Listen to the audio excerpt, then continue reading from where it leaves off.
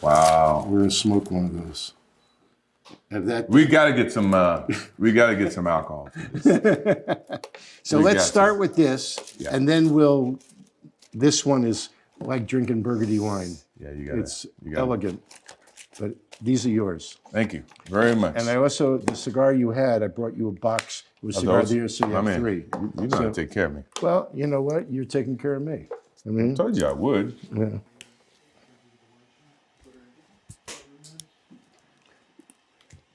So part of this is to bring back memories because you were smoking those cigars. You gonna go back to '93? I'm old. I can't remember what happened in '93, but I'll do my best. I just know we won, and I quit. I didn't quit. I retired.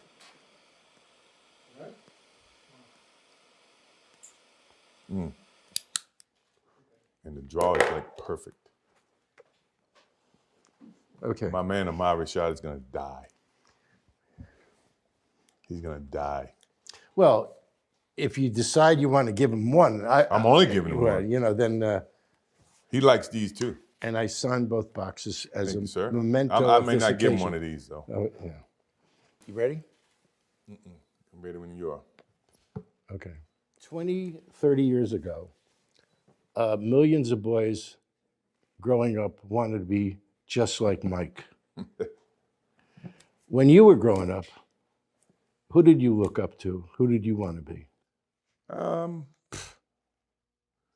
Well, I was closer to watching my father do most of the stuff. So, I mean, I wasn't really into professional sports because where I grew up, you only had like two television stations, you know, NBC and ABC. And we couldn't even get NBA games. So most of my focus stayed on the college game. So I was a big college basketball player. You know, I watched college and then baseball. Obviously, my father was a big baseball fan. He loved Roberto Clemente. So he was a Pittsburgh Steelers fan. And I kind of grew up emulating or following his footsteps in terms of who he admired is who I watched. I grew up also a NASCAR fan. So I was a Richard Petty fan. We used to go, my father used to take the whole family, pack us all in, you know, this Chrysler Plymouth, and we would drive all over North Carolina, South Carolina, and go watch stock car racing. So I was more into stock car racing than I was into anything else. Okay. In late 2015, Yeah. And I'm sure you know of this, but the Harris Poll surveyed Americans to rank the most popular athletes in American history. And you were voted number one. Babe Ruth was number two. Muhammad Ali was number three. And then there were a bunch of others, many of whom you know. All of this is wonderful. In your life, what is your greatest regret? Oh. You know, I really don't have regrets. I am a person that says, you know, as soon as you look back in your history and you come up with something that you feel like you want to change, something else has to change. You know, so what about your biggest disappointment? Once again, that's the same analogy. You know, disappointment to me, to win, you got to lose. To be successful, you got to have something that's not successful. To be happy, you got to have disappointment. So I think all of those things have evolved and happened to make me who I am and understand the benefits and the privileges I have for being who I am, you know, and not to wear it on my sleeve, be very humble about it. That's one thing my parents taught me very well is, you know, don't wear your reputation, don't wear your accolades, don't wear your, you know, your personality on your sleeve. Let it happen, let it be you. It is who you are. Don't hide from it, but don't wear it and rub it in people's faces. So, you know, when you sit there and you say, well, you know, in 1990 or 2005, they voted me as like the best or the most popular athlete, you know, well, it's ironic that I'm the youngest of the three. So in essence, it's all relevated on who is watching now. If you ask 20 years from now, I'm pretty sure LeBron may beat me, based on who's going to be making the voting. So I say that to understand that, it is what it is. I don't wear it. I don't showcase it. I don't rub it in other people's faces. Someone else's opinion. If you ask me, I can never give you an opinion about things like that because as an athlete, all you want to do is be the best athlete you can be. Well, on that point, when we did the interview 12 years ago, you made a big point that you wanted it to be private, that you wanted to take back your wife, that you had been in the public eye and so forth and so forth. Now, I'll be jumping around, but I have this burning question that I think you're in a very unique position to answer. All right. College kids can't wait to leave school to go into the pros. There's no real rule that you have to be 21 or that you have to finish 4 years. You have to be 19.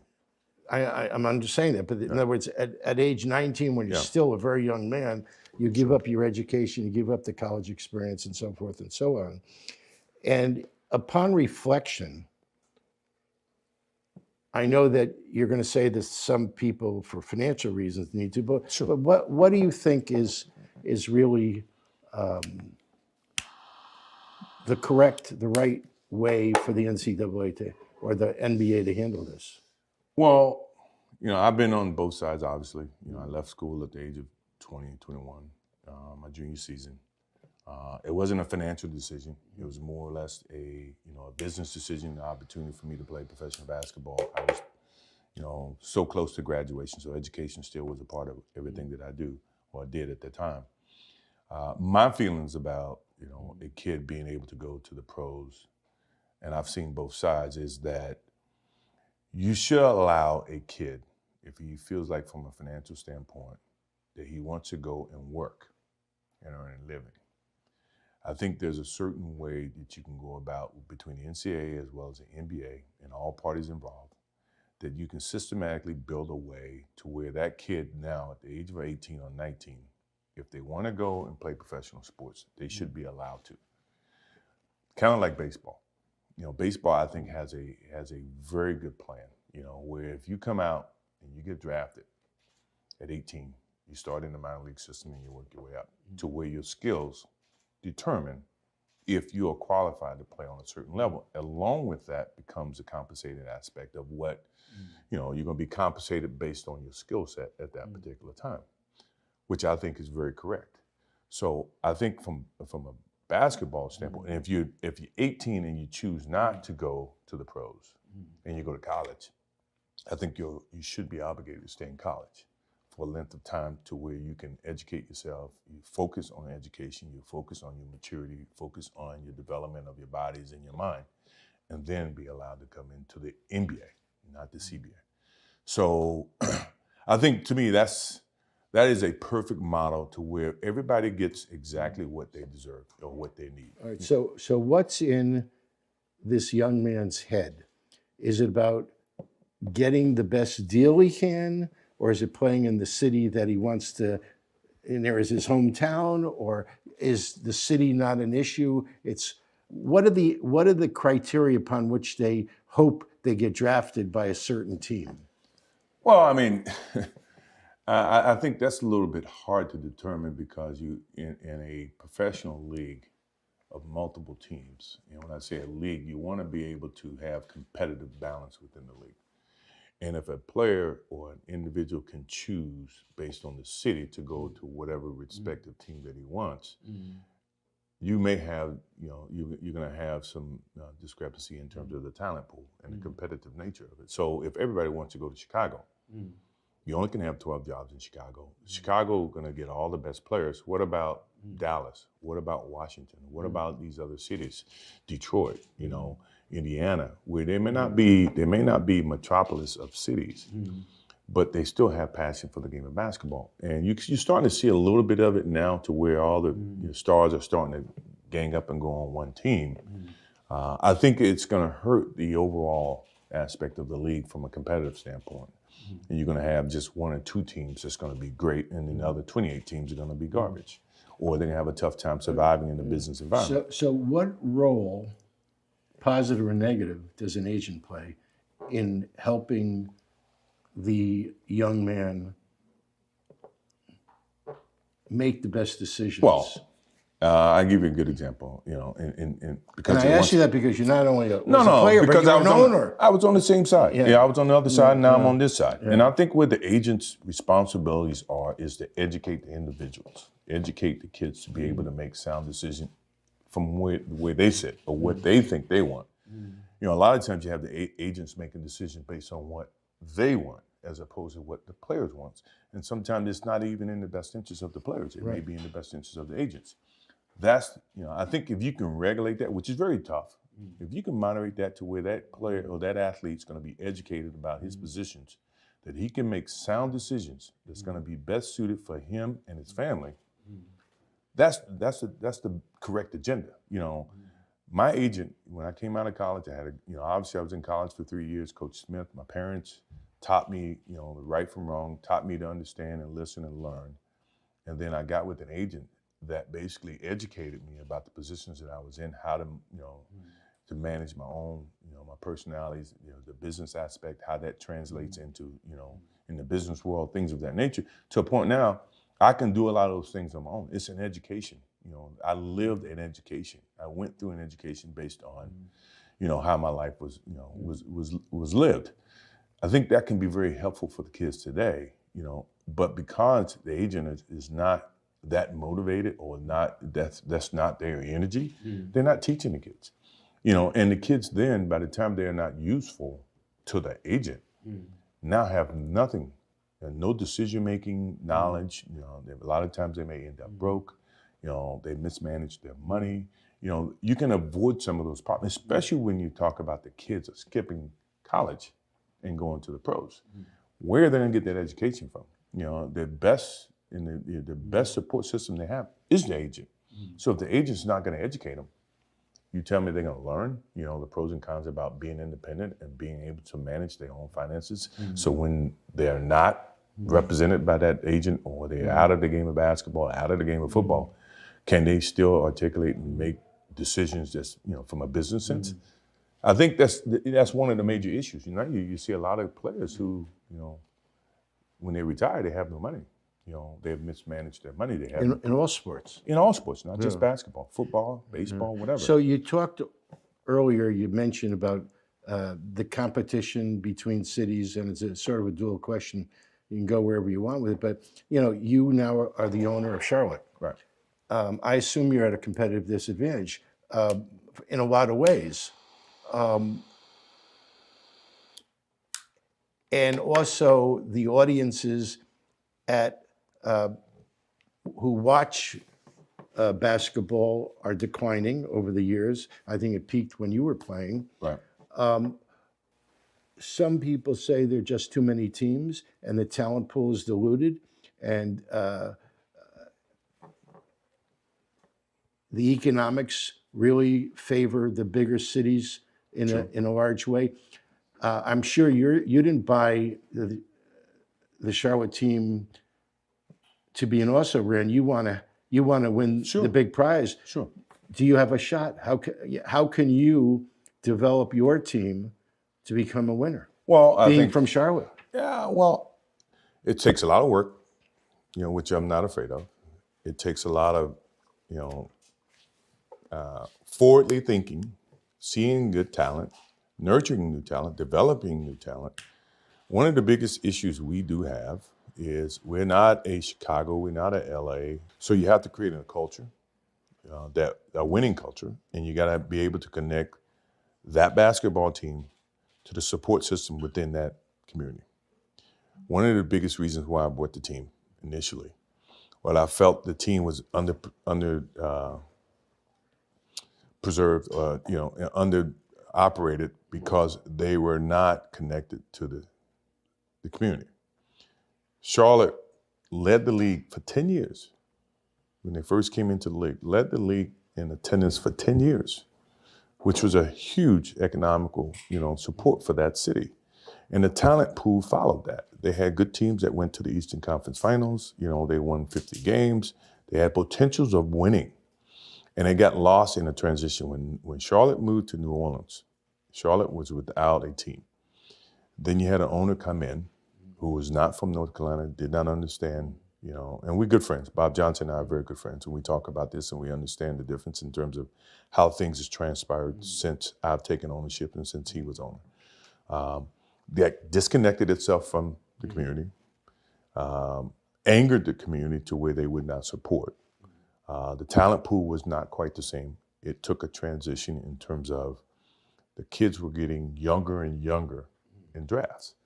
And what that entailed was you didn't have the same talent that when we played, the talent pool was much broader because the kids were in college much longer. And coaches could develop them, their skill set could develop, blah, blah, blah. So as the rules and the more players started to forego college and go to the NBA, what eroded was the talent pool as well and the education of basketball. You have is that in the 300-mile radius, you have so many colleges that have great teams. Oh, great, sure. Are you active in recruiting? To some degree, yeah, I am. I try to, it's a very sensitive thing to recruit. Well, you certainly go to games to see the talent. Oh, yeah, I go see the talent. But in terms of recruiting a kid to go to North Carolina, that's a very personal and family decision. Maybe North Carolina doesn't best suit that kid. Maybe. No, I'm talking about once they're in college. Once they're in college, it's not a recruitment anymore. It's a draft. Yeah, but you can decide who it is you think. Well, right. You can evaluate it, but if you're at the 9th pick, you got to have 8 other teams pass on that particular player. So you're going to have to understand what may fall back at you at 9. So we have a good department that we put so much emphasis because, as you see, the star players are not rushing to small markets. So your selection of the talent has to be a little bit more worked at and selective for your team and your culture and for the city and from a coaching standpoint as well as from an organizational standpoint. So I put more emphasis on draft than what I used to because you're not going to be able to get, LeBrons of the world to come to Charlotte. You didn't wake up, or when you were playing for the Bulls, I'm sure it was not on your mind that your dream is one day to own a team. But I'd like to know when the light shined on you that this is something I want to do, and what was it that motivated you to own a team? Because no player's ever done that before. Well, I always wanted to be connected to basketball because my love is always going to be towards basketball. And the best way that I think I can pass on the knowledge that I have for the game of basketball to tomorrow's players is through ownership. Being able to, to earn the respect of the players, be able to communicate with the players to give them the understanding of what it takes to play in the league and to excel within the league. So initially when I got out of basketball in 2003, actually, I got out in 1998, when the team was dismantled. I really didn't know what I was going to do in terms of ownership. So I looked at, and I was presented an opportunity to be a part of a ownership in Washington from a general manager standpoint. And with that came an education of understanding what it took. So quite naturally, you're going to make mistakes. You're going to understand you're going to make mistakes. The most important thing about making mistakes is being able to learn from them and not be able to duplicate the same mistake. So when I got the opportunity to be a part of the Washington Wizards at the time, Ted Leonsis brought me in as a part of his group. That's where I got my feet wet in terms of ownership. And it was intriguing enough. I didn't have the experience of ownership. I knew what it took, which was a lot of money, a lot of financial support. But the knowledge in terms of being able to transition from a basketball player who could impact a game and determine the outcome to where now you sit up in an office and have not the same control. You have to, you have to be able to live vicariously through the players that you select, which sometimes, you're going to be allowed, you're going to make mistakes. And with that mistakes, you got to, be able to make adjustments. And that's what I learned in Washington. And, in my first couple of years, I was the general manager. Then the next couple of years, I went down and I played because I still felt I can impact the game from a player standpoint. Not with the same magnitude of what happened in Chicago, but from a teaching standpoint, saying that, okay, a lot of these kids, they believe in leadership from a physical sense, where that I can show you how hard it takes to work.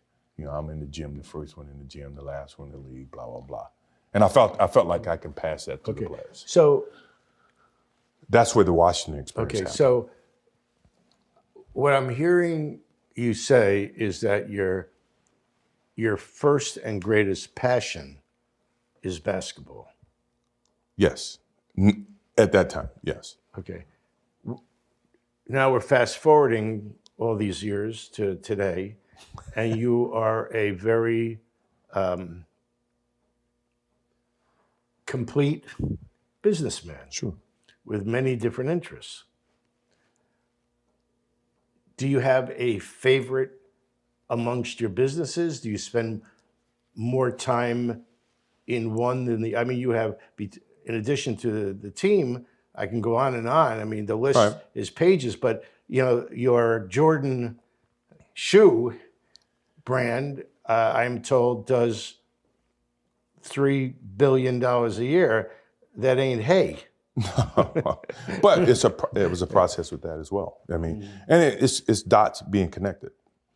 It's basketball, something that, when the shoes were at its peak, I played at a high level.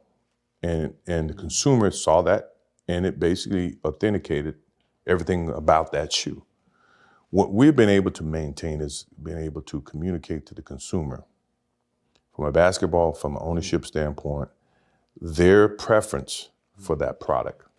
Do you spend a lot of time in the shoe business? I spend most of if you look at all my portfolio of things that I'm involved in, my strongest passion outside of the ownership of the Hornets is the Jordan brand. Because to me, I can impact that in a much greater sense. To be able to continually talk to that consumer, interact with that consumer. It's not a draft. It's not, it's not where I'm, dependent on how the season ends to determine if I have a draft pick in the first 12 or 13 picks.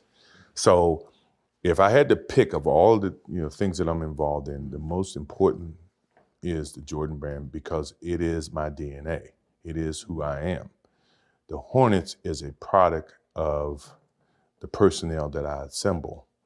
And if it doesn't have that DNA, you may not get the same results. So it's a work in progress with the Hornets, with the Jordan brand. It is successful because I can impact it. Or that, how often do you see the symbol of the brand, an icon, that can communicate and say what I think or impact that product. And it truly is global. Yes, it's truly global. So having the Hornets and having the shoe, I understand, I don't know anything about it, but you have car dealerships? Sure. What was that about? Was that just an It was an opportunity presented to me early on from a friend of mine in Wilmington, North Carolina. He owned car dealerships. He came to me and says, well, I got this opportunity to get involved in car dealership. Would you have an interest? That was purely from a business sense. Okay.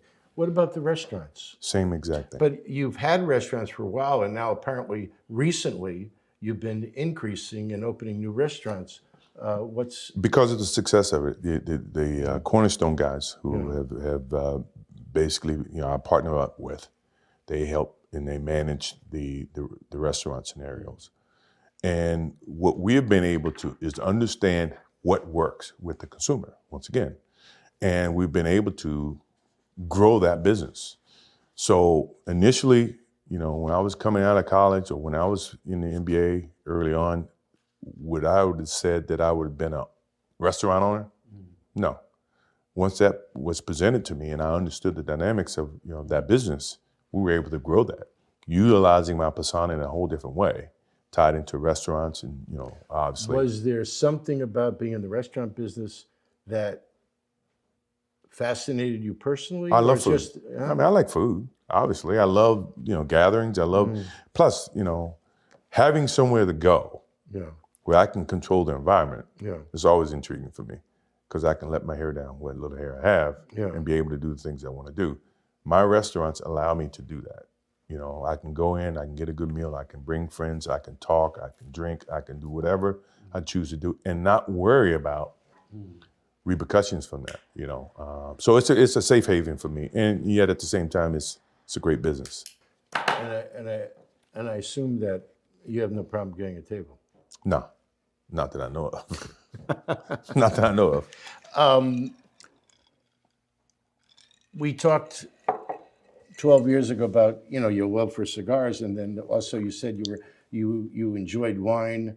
Sure. Has that experience of wine, because you sell wine in your restaurants, Right. but at home, are you a drinker? Are you a collector? What? I'm a drinker. I do collect, but I don't believe in collecting and not being able to enjoy. What kinds of wines do you drink at home? I'm into Burgundies, Pinots right now, and I got the education of wine from Bill Gelato, who is a good friend of mine, and we spend time talking about it. At one point in time, we were thinking about doing a wine together.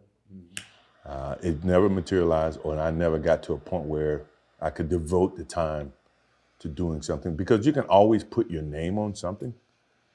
But, most of the things that I do, practically all the things I do, is very authentic in terms of my involvement. I don't want to just lend my name to a product, because at the end of the day, that product is always going to represent my DNA. So I like to have some interest, and I like to have some input. I like to have some participation. It's nothing that doesn't go out with my name on it, that we don't oversee, we don't deal with. So it's a process. It's something that I have a strong interest. My wife loves it. We have countless number of bottles of wine. We do tastings. No difference in cigars. I collect cigars, as you know. Well, we're going to get to the cigar. Let's digress to this. Golf? I mean, it seems like anytime I'm at the Bears Club, you're out there wheeling around in your golf cart with a cigar in your mouth. I smoke 6 cigars a Do you day, play golf almost every day? almost every day. And sometimes 36 holes. Always 36 holes. And what's your handicap these days? 4, and it's a bad 4. So don't think that you No, can take I- advantage No, of it. I heard it was a 2. So No, I mean, I'm it's just a 4. well, you're friends with a lot of the young pros. I'm just curious because a lot of us. I'm going to mention a few that I know you know. All right. And I'd like you to give me an idea of how good you think they are and what you think their potential are, because these are guys that I'm pretty sure you know very well. Sure. Let's start with a new neighbor soon, Rory. Very talented. Never played golf with him yet. Really? I've seen him on the range. We have talked. I'm a big fan. For someone that small and generate that much power, it's truly amazing. I'm fascinated with my massive size and some of these guys being so small, and they can blow it past me, which is somewhat frustrating, but it is what it is. I mean, Ricky is coming into his own, real talented. He's actually just starting to get over the hump of being, I think where I read, and this is not what my interpretation was, he was the most overrated golfer I think that I saw. And I thought that was not fair. I felt like he's a phenomenon in the sense that he resonates with the consumers and with the kids. And I think he had some jealousies in that approach and in the way people viewed him. But and I had some, I can have some correlation to that, Have you ever played with Jordan? No, I did. I just played with him about 4 weeks ago in Cabo. Great kid, very, very polite, very talented, grinder. If you got a guy that's, that's not talented, but yet he has heart, he has determination, he finds a will to win. That's Jordan. He doesn't hit it long. He's a great putter. He's got a lot of attributes, and I think a lot of it comes from, just his hard work. Justin? Talented. I met him when he was 12 years old. Do you play with any of these guys? Play with them all. I play with them all here. I do all I can to get their competitive nature. Okay. So who am I missing that is in this young collective group of I play with Brooks superstars? Koepka, who's young and up and coming. Yeah. I played with Jamie Lovemark, who was NCAA winner. Keegan Bradley, obviously he wears the Jordan shoes. Luke Donald is like a senior friend of mine who teaches me more things about the game from a mental and from a short game standpoint that I spend probably most of my time with, because he's two doors down from my house, and his wife and my wife are very close friends. I know that you have been over the years very close with Tiger. Tiger, sure. Where do you see him in terms of his life? It's a transitional period, we athletes, we go through that, and then we have to be adults. We got to make, sound decisions. We got to make quality decisions. He is, to me, in a very unique situation. Tiger played, and at his peak, somewhere towards the end of mine, of my career. And then what changed between that time frame to now, social media, Twitter, all those types of things that has invaded the personality and the personal times of individuals, to a point where, people have been able to, utilize it to financial gains, things of that nature. And, for someone like myself, and this is what Tiger deals with, is that I don't know if I could have, survived in this Twitter comment, in this Twitter time, where you don't have the privacy that you would want. And what seems to be very innocent can be always being misinterpreted. In the conversation of 5-10 years ago, it was always who's greater, who's going to be the greatest, him or Jack. And that conversation is pretty much over to most people. I beg to differ, and I'll give a different analogy to that, because first of all, you're never going to say who's the greatest of all time. To me, I think that's more for PR and more for selling stories and getting hype. Jack and Tiger never played against each other. They never played in the same tournament. They never played with the same equipment. They never played with the same length of golf course. I never played against Will Chamberlain. I never played against Jerry West. To now say that one's greater than the other is being a little bit unfair. I think when you can see the similarities and you understand, this is one way you can judge the two. How much impact did each change or evolve the game?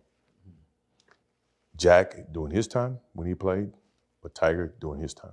Now, obviously Jack won more during the time he played. Tiger evolved it to where it was, it crossed a lot of different boundaries, where it's not just a white guy's sport. The black guys, Afro-Americans, all the minorities play the game. And you play it at a level to where it generated so much interest financially that it grew the game from a financial standpoint. Now, does that constitute him being the greatest, or does that mean he's any less than Jack? I think is unfair. Yeah, Jack probably has 18 majors and Tiger's got 14. And I think those are when, that's how people are judging certain things. I won 6 championships. Bill Russell won 11. Does that make Bill Russell better than me and make me better than him? No, because we play at different eras. So when you try to equate who's the greatest of all time, it's an unfair parallel. It's an unfair choice. And I think, those are the demons that, obviously Tiger had to live with, and he's going to be challenged and he's going to be graded upon that. But for me, I think they're both great. I would never say one is greater than the other. That's me. That's my opinion. Okay. I wasn't suggesting one was. I was just asking your thoughts. Yeah, well, that's my thoughts. Moving from basketball to Derek Jeter, doesn't he stay with you? Yeah. I mean, because I saw him one He's day like my years little ago, brother. and I said, "Where are you staying?" He said, "I'm staying with Michael." No, he So- hangs out. We hang out a lot. We spend. And then a few weeks ago, I saw your name mentioned as an investor in the Marlins. yeah, So, what motivates? Is it strictly friendship or a business or? both. Or I mean, you love baseball? I or- love baseball. My love for baseball, and it's not final. Obviously, Yeah. they got to go through the approval state of his ownership. And when he came to me about getting involved, I said, "Look, I would support you in whatever way. I have my own businesses. I have the Hornets. I have the Jordan brand. I would support you in whatever way you want me to support you." I think he's motivated to build a baseball franchise that can be successful. That is who he is. That's the way he lived his life. It's very resemblant. It resembles everything that I tried to do from a basketball sense. He's trying to do from a baseball sense. I can only congratulate. I can only support. I think he's going to do a great job. I think he's going to, he's going to roll up his sleeves. He's going to dive in. He's going to try to do the best that he can in terms of reconnecting it back to the city of Miami and blah, blah, blah. I don't know how I can, be a part of it, but I am a part from afar and from a support standpoint. Well, in some ways. But I love the game of baseball. Yeah. Don't get me wrong. Right. And in some ways, you now are on almost identical paths as Yeah. owners with a team that needs to step up its game. Yes. And the thing that I can provide for him is from my team, to be able to lend him advice and give him some insights in terms of what we did in Charlotte, and to reconnect and to turn things around to where it's a more successful franchise. You talk about teaching. Have you ever been a coach? No, Did you ever want to be a coach? no. I have no patience for coaching. My biggest problem from a competitive standpoint is the focus of today's athlete and the focus of where I saw the game, how I pursued the game. It changes and it's totally different. So to me, for me to ask an individual to focus on the game the way I played the game, in some ways would be, unfair for that kid to have to endure that. And if he didn't do it, no telling where my emotions would be. I don't think I would have the patience for it. So in essence, coaching is something that I've never really felt I could do from an emotional standpoint because I'm much different and I have a different perception about things than what the kids do today. Because it's a cigar magazine, and because I'm trying to reach out to what my reader would want to know about you, I'm sure they would all like to know, you said you smoke 6 cigars a day. Sure. What do you smoke? What are your favorite My cigars? favorite? Yeah. Partagas Lusitanians is my favorite. And that's, So you like a big cigar? I like a big cigar, but I don't, I can smoke a small cigar too. I like variety. I like to, at least experiment on different types of levels in terms of cigars. Why don't we go, this one, it's this is. I'm not giving this up. You want to try something else? No, I want to go the pre-cast Okay, show I'll go with just because the draws will. But nothing wrong with this draw. No. It's just that you got me talking so much I can't smoke the cigar. Well, I want to apologize. Okay, no problem. I don't want to leave without having this cigar. So, and I I don't was want. hoping you forget. No, and I It's don't want more you. for me. I don't want you taking home the box, and I don't open these that often.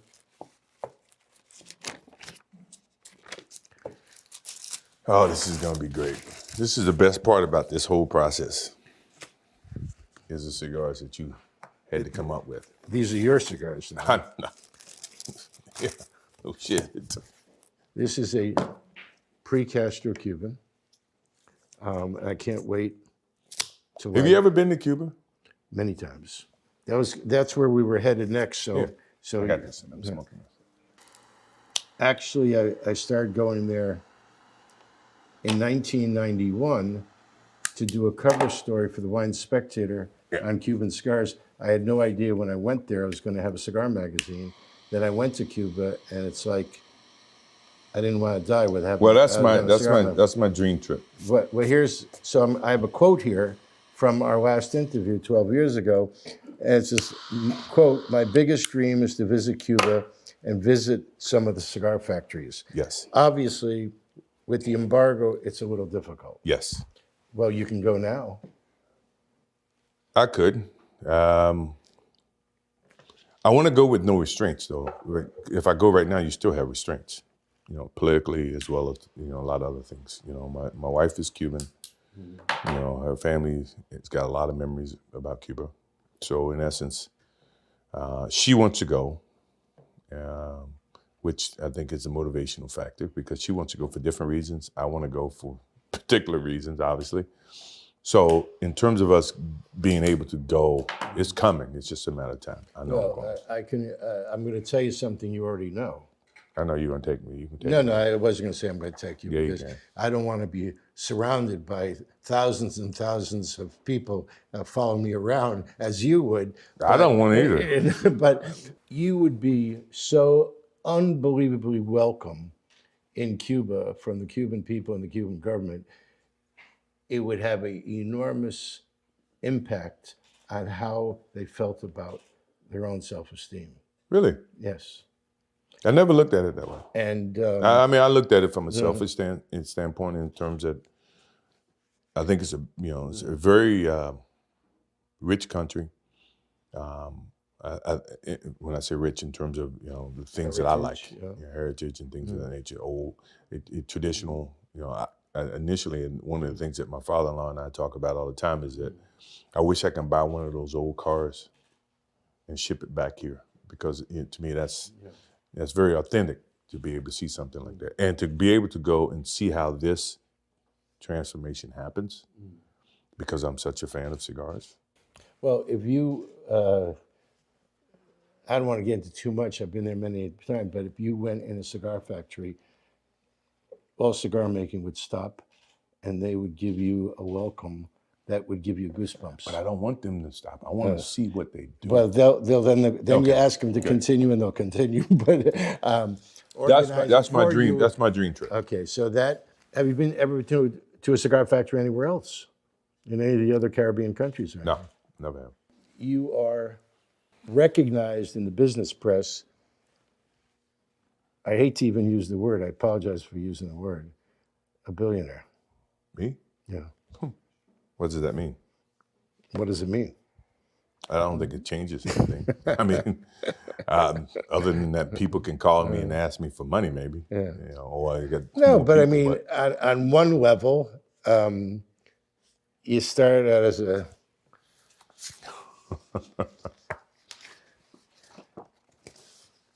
Snotty-nosed kid from North Carolina with Dean Smith. Sure, I got an afro back there. You see that? Right? But if your dad were alive,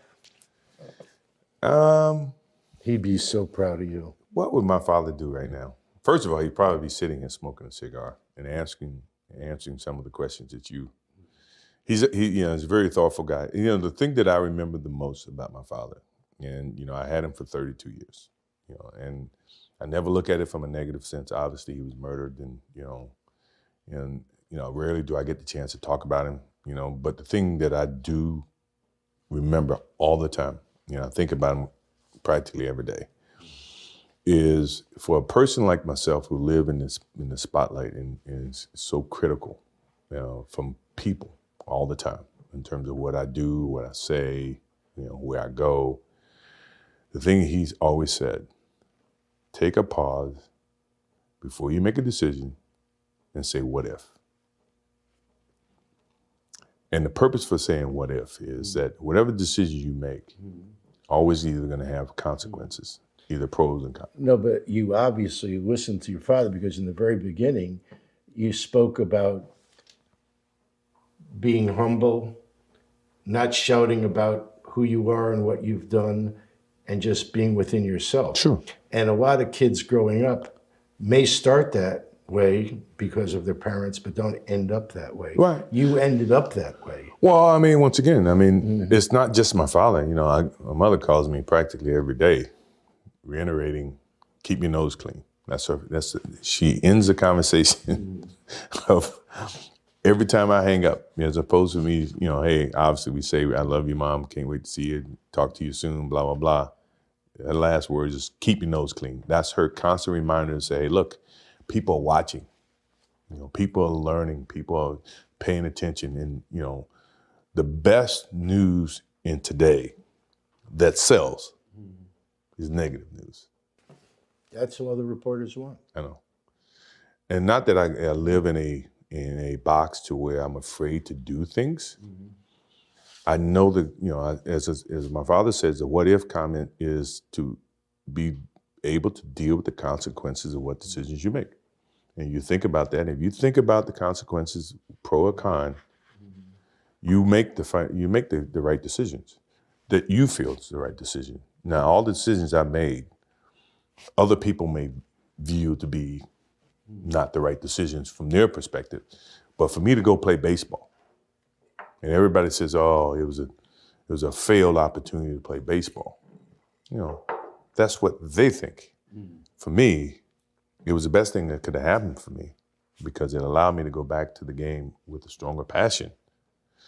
At the same time, I was able to understand the love that these minor league baseball players have, making $1,500 a month.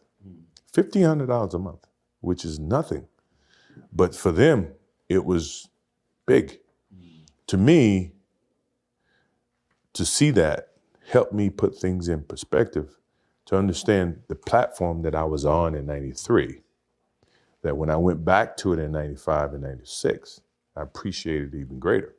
So when we won those championships and we went through those things mattered to me far greater than what I did in 91, 92, 93.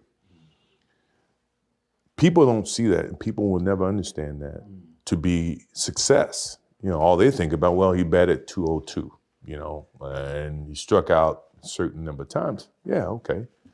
You know, but the effort was there, and the learning curve and the passion was there that has transcended not just to me, but to other people who are afraid to do things because they're worried about the perception that may come from other places.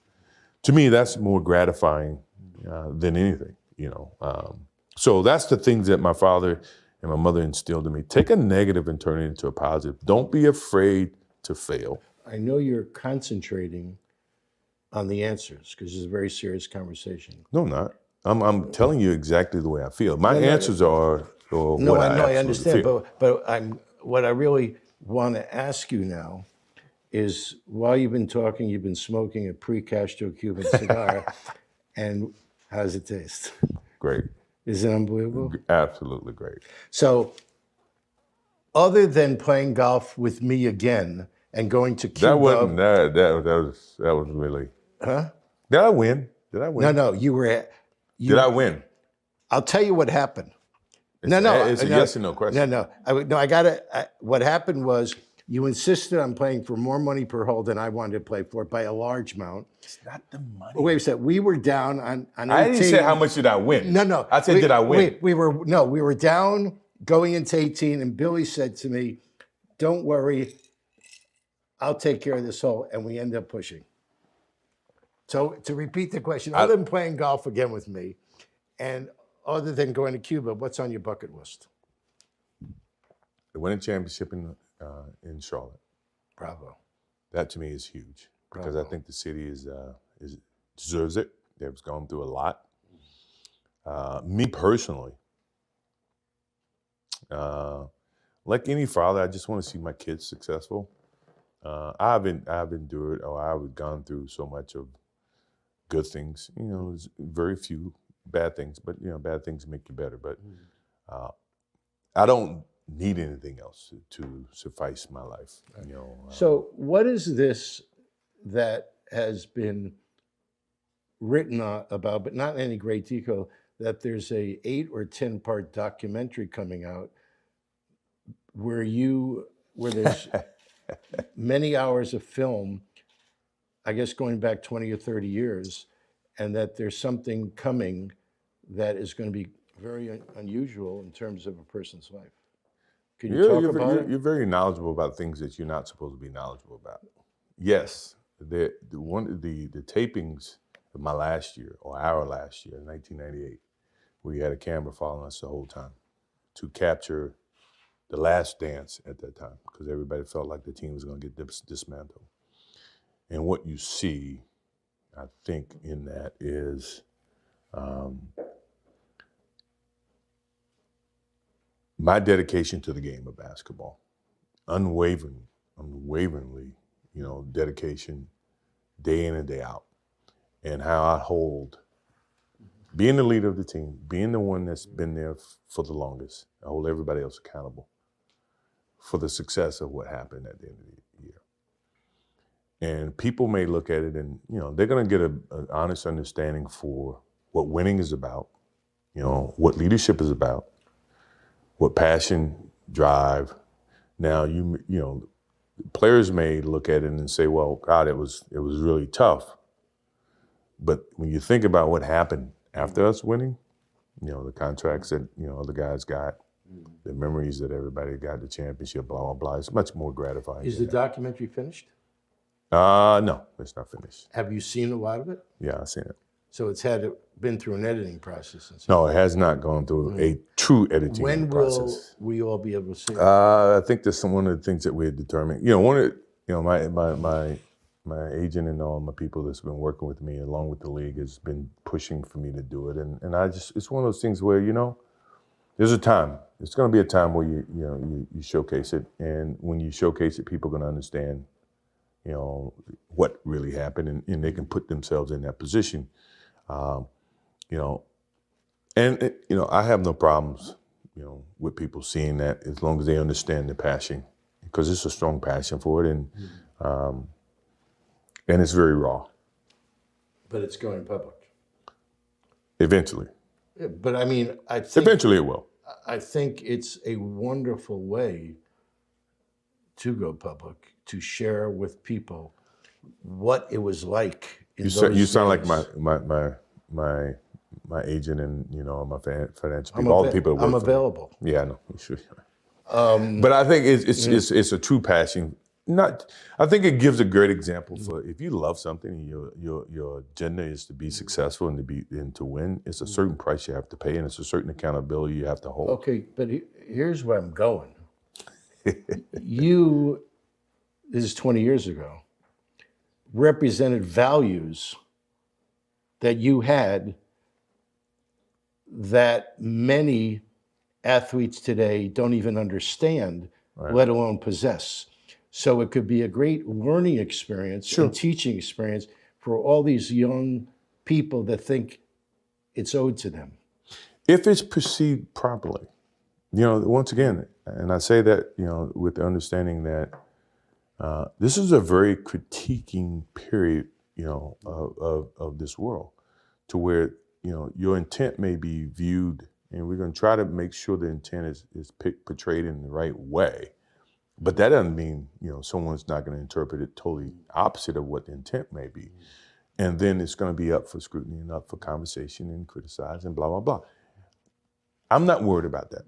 Because, at the end of the day, my heart, my soul, my dedication is in the right place.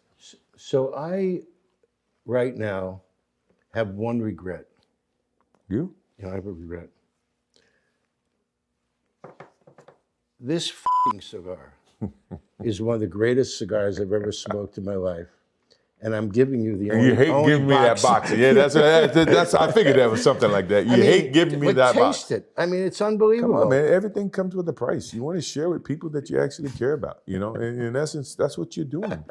You know that I'm not just gonna, waste it. I'm gonna take joy in that I'm gonna smoke every one of them. Oh, don't give them to your friends. I'm not gonna give these things. Believe me, I know how to. I can censor these types of situations. I'm not gonna give.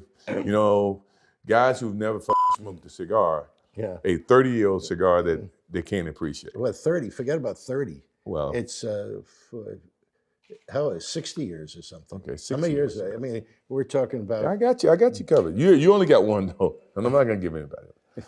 I'm not gonna smoke more than Okay.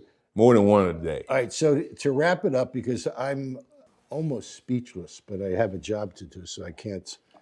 Why do you do so few interviews? I mean, hardly any. And why have you agreed to give us a second one? You haven't figured that out? All you gotta do is look at those two boxes over there. Yeah, but that- you that didn't. was- that You was- didn't know they were coming. Well, I told you the only way I was gonna do it. You got to dig in your humidor and give me something that's worthwhile. So But- I laid the parameters early. But you trusted me. I did. I trust you. I figured you would be honest. I don't think you're going to do it. But part of the reasons why I've kind of toned back is I want my life to be my life. You know, I don't want to sit here and constantly reiterate things that I've said countless number of times. And at the end of the day, my time in the spotlight is dwindling, and I want to be able to control what I can, what I do and what I don't want to do, and blah blah blah. Someone else needs to step into the limelight and either enjoy it, or prosper from it, or grow, or have people understand who they are, blah, blah, blah. Me, I need no more admiration. I've had enough, and it's been great. I'm still going to be a very positive, force within the community, and, with the kids of tomorrow. But I got my own kids. I got my own wife. I mean, I'm 54 years old, I want to be able to go through a day or go through a week not worrying about what I got to do Wednesday, what I got to do Thursday, what I got to do, because I never enjoy Monday. I want to be able to, and sometimes I surprise the shit out of myself saying, look, I got nothing to do today. Oh, I got nothing to do tomorrow. I got nothing to do on Wednesday. That's, to me, is ultimately retirement. That's where I want to be. And if I choose to get involved in things, then hey, I want to go to Charlotte and I want to see what's happening with the team. Or I want to go to Portland and spend a week out in Portland, blah, blah, blah.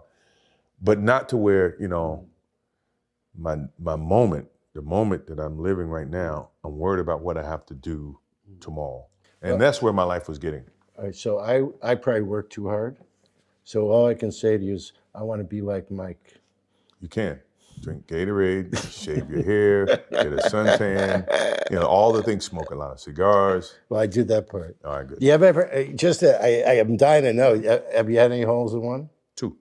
Where? At Turnberry in Miami on number 3 and number 7. One I hit a 7-iron, one I hit a 5-wood. Wow. I only had 2. But, I mean, it was enough to keep me coming back.